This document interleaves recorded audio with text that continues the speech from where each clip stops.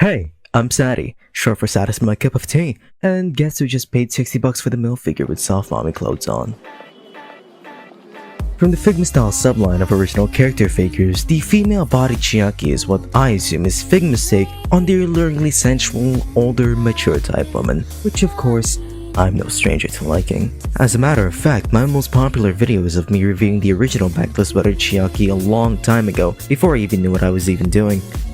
I still don't, but I felt like I had the responsibility of reviewing this figure as well. So, after waiting patiently for this for around a year and a half and some questionable financial rabbit holes, I finally have her. Now, I would begin with her already fully clothed, but out of the box there is actually a few noticeable changes to the base body, being the paler skin tone and the fact that she actually has some decency in this trying to cover up below this time. But I'd rather her covered up completely, so let's get her some dignity in the top. It's honestly a bit tricky to get it on, but just follow what I'm doing here as nothing in the manual tells you how to do it, which for an accessory this involved I really feel like it should. Especially if you have hidden steps like folding down this collar. Even I was thoroughly confused before figuring it out myself. Though with it on, I gotta say that as simple as it is, there's just something about the chic Chiaki design that even compared to the original, just has a more refined quality to it. The sultry latte beige of the realistically textured sweater dress, contrasted by the flat finish of the dark gray tights and the beautifully sculpted shiny leather calf boots, it just has this warm comfort and ease, like the smooth vibes of a cozy coffee house interior. But opposing the poise is the choice of an off-the-shoulder sweater, giving an air of promiscuity though in only just a slight tasteful tone, like a soothing roasty blend of maternity and maturity. And damn, I really am a wordy bastard when it comes to saying that this thing's hot as hell. I do have some criticisms, of course. I mean, personally speaking, I'm not a fan of that exposed seam allowance, I think that's what they're called. And those eyes could have definitely stood out more than just its crimson color. Could have came with a pair of glasses like the style Sailor Emily's to really sell the mature guys, but that's just subjectively speaking. What we already have looks good enough and I like it. Accessory-wise, it's almost the same thing as what we got from the original Figma Chiaki. Like I'd say 90% the same set, and even that's got a caveat on the script. At least the included Figma bag has a label space so I don't accidentally mix them around. On the hand trees, it comes with the same pairs of hands, minus the relaxed hands for some reason. And in case of breakage, you get an extra wrist peg. Out of the box, she already has her boots on, but you also get the option of bare tighted legs. This is only the second time I've ever had to handle a figure with feet in tights. I sometimes wonder what this hobby entails me to do. Then we also get the same absolutely adorable alternate winking face.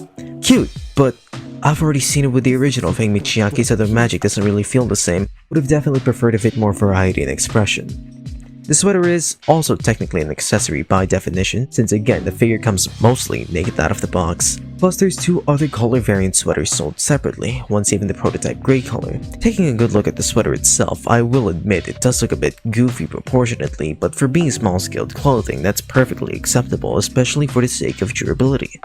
And as the sweater covers up the back stand port, you actually get the Figma stand with the claw attachment. Really makes you wonder why they included the stand adapter. Don't know what's up with the original figure stand being glidey though. Never realized that. Was a bit tight at first, but adjusting the screws made quick work of that. It clamps onto the figure quite securely, giving her some needed extra stability. So on its own, all of these are fine. I mean, it's mostly just reused from the original Figma Chiaki. I know it's really on me for buying this figure again because it's a MILF figure, how could you not want it still? For 60 bucks or so, it really wouldn't hurt to have at least more variation other than the clothing. Come on, spice her up a bit more. Maybe feel the same way I did when I was 14.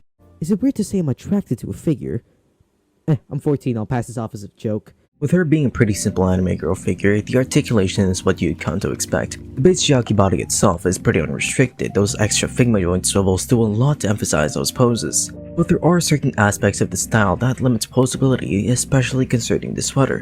While it's not too big of a deal as you could work around the stretchy polyester material to fit what you're doing, I still do advise caution in handling it as small-scale clothing tends to be pretty delicate.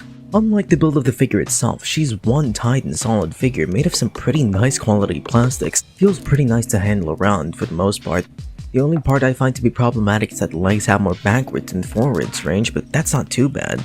Taking everything into account, the posability is still quite good, and she gets into some poses pretty damn well. Would have wanted the thigh and calf swivel though, quite easy to implement actual.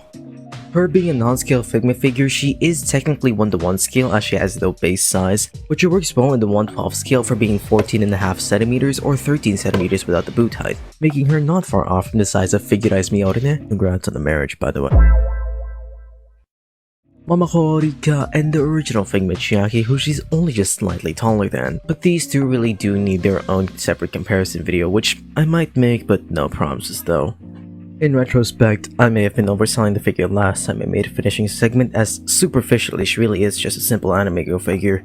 There isn't really much she impresses with, but then again, I don't really think she's supposed to. Chiaki isn't some sort of showy scale statue, a majestic mecha model, or even a fantastically flexible figure. She's just a simple little play-around doll.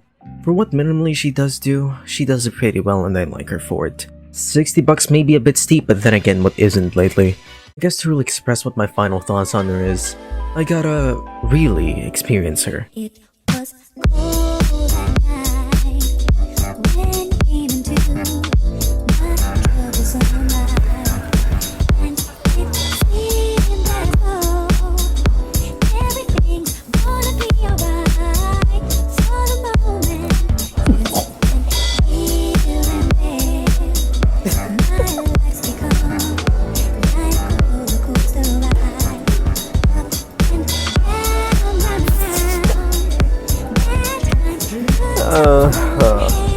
I have brain damage. Final verdict, an above average 7+ out of 10.